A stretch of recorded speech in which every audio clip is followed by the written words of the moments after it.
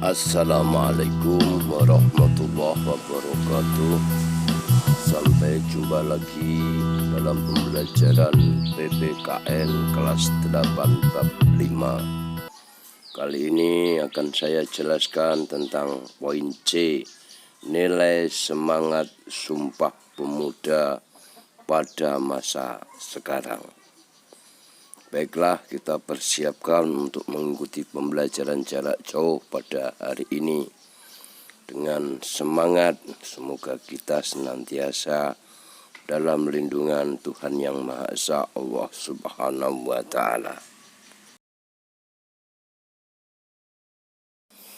Insinyur Soekarno mengatakan, "Beri aku 1000 orang tua, niscaya akan kucabut Semeru dari akarnya. Beri aku 10 pemuda, niscaya akan kuguncang dunia." Apa maksudnya? Maksudnya betapa dahsyatnya apa yang bisa dilakukan pemuda dalam melakukan perubahan.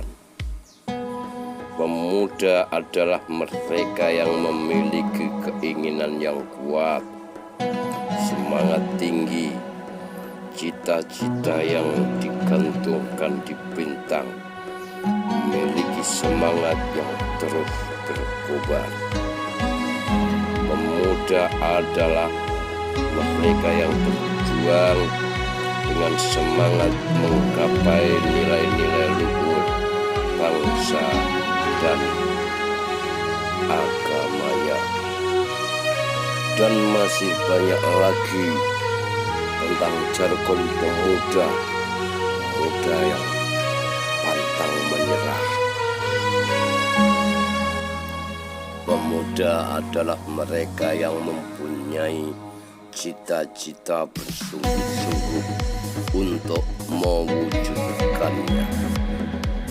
Kalian siswa-siswa kelas 8 yang berusia di antara 13 sampai 14 tahun belum dapat dinyatakan sebagai pemuda, tetapi semangat, potensi, karakter dan cita-cita haruslah dipupuk dan ditetapkan mulai dari sekarang. Kalian adalah merupakan harapan bangsa. Kalian semua yang duduk di kelas 8 merupakan fase untuk menuju pemuda. Oleh karena itu, harus mempersiapkan diri dengan sebaik-baiknya, dengan giat dan semangat dalam menggapai cita-cita. Terjadinya Sumpah Pemuda pada tanggal 28 Oktober 1928 menunjukkan bahwa pemuda memiliki hal-hal sebagai berikut, yaitu potensi.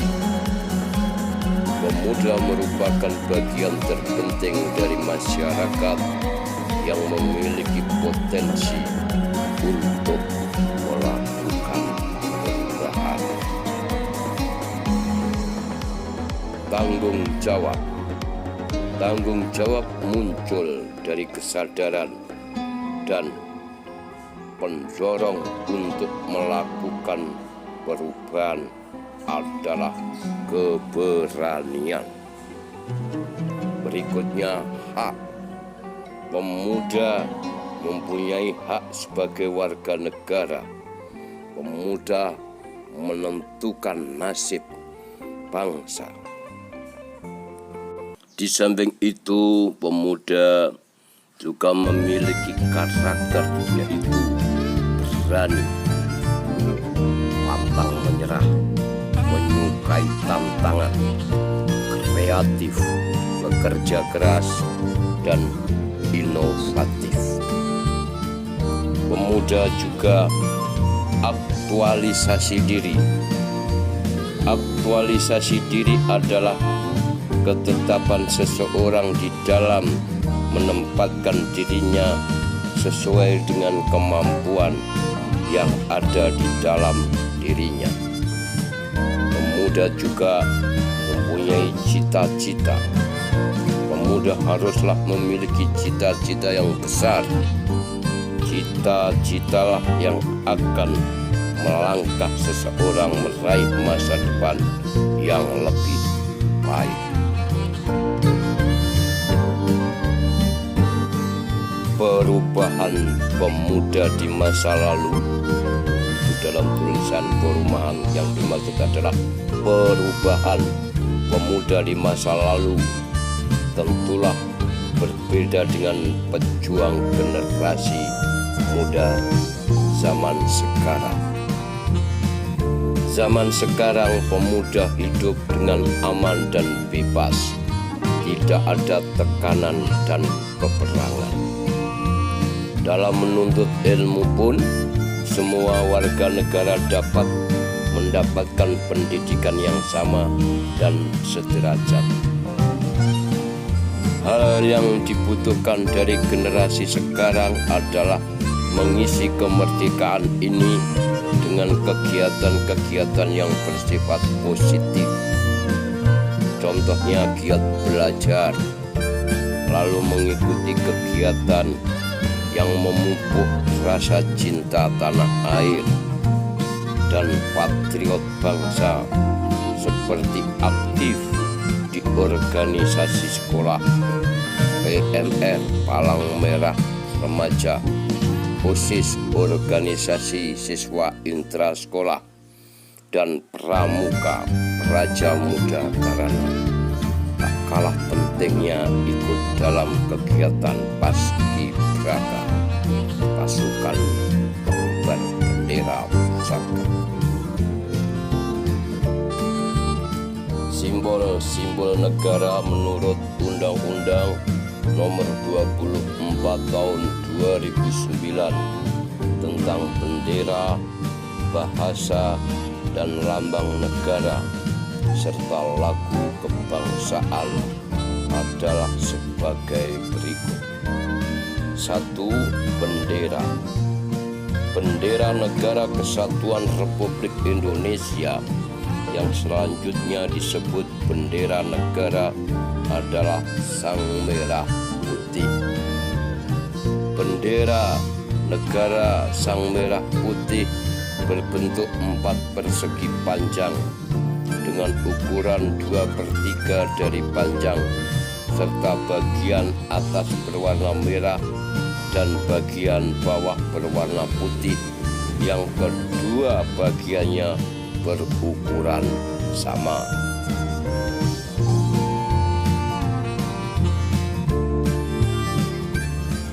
Bendera negara dapat dikibarkan dan atau dipasang pada kendaraan atau mobil dinas, pertemuan resmi pemerintah dan atau organisasi, perayaan agama atau adat, pertandingan olahraga dan atau perayaan atau peristiwa lain. Setiap orang dilarang merusak, menyobek, menginjak-injak, membakar, atau melakukan perbuatan lain dengan maksud menodai, menghina, atau merendahkan kehormatan bendera negara. Setiap orang dilarang memakai bendera negara untuk reklame atau iklan komersial. Setiap orang dilarang mengibarkan bendera negara yang rusak, robek, luntur, kusut, atau kusam. Setiap orang dilarang mencetak, menyulam, atau menulis huruf, angka, gambar, atau tanda lain yang memasang lencana atau benda apapun pada bendera negara, dan memakai bendera negara untuk langit-langit atau atap, pembungkus barang, dan tutup barang yang dapat menurunkan kehormatan bendera negara. 2. Bahasa Indonesia yang dinyatakan sebagai bahasa resmi negara dalam pasal 36 Undang-Undang Dasar Negara Republik Indonesia tahun 1945 bersumber dari bahasa yang diikrarkan dalam Sumpah Pemuda. Bahasa Indonesia berfungsi sebagai jati diri bangsa, kebanggaan nasional, sarana pemersatu berbagai suku bangsa, serta sarana komunikasi antar daerah dan antar budaya daerah.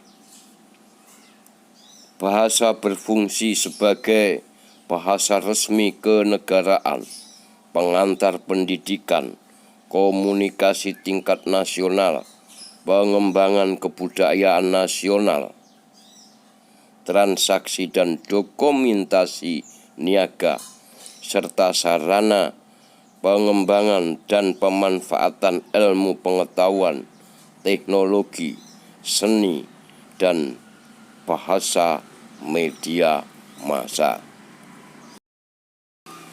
3. Lambang negara.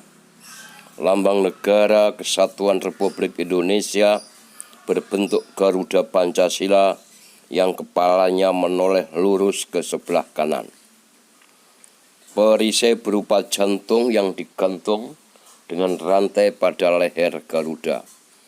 Pada perisai terdapat 5 lambang, yaitu bintang, melambangkan sila pertama ketuhanan yang Maha Esa, kemudian rantai emas, kemanusiaan yang adil dan beradab, pohon beringin melambangkan persatuan Indonesia, dan kepala banteng melambangkan kerakyatan yang dipimpin oleh hikmat kebijaksanaan dalam permusyawaratan perwakilan, dan padi kapas melambangkan keadilan sosial bagi seluruh rakyat Indonesia.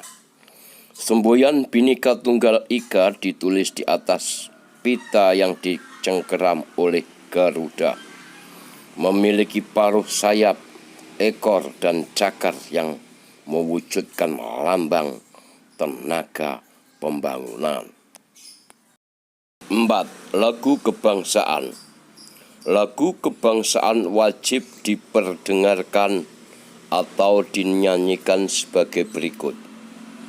Untuk menghormati presiden dan atau wakil presiden, serta bendera negara pada waktu pengibaran atau penurunan bendera negara yang diadakan dalam upacara, dalam acara resmi yang diselenggarakan oleh pemerintah, kemudian dalam acara ataupun kompetisi ilmu pengetahuan, teknologi, olahraga internasional, dan seni internasional yang diselenggarakan di Indonesia, dan lain sebagainya.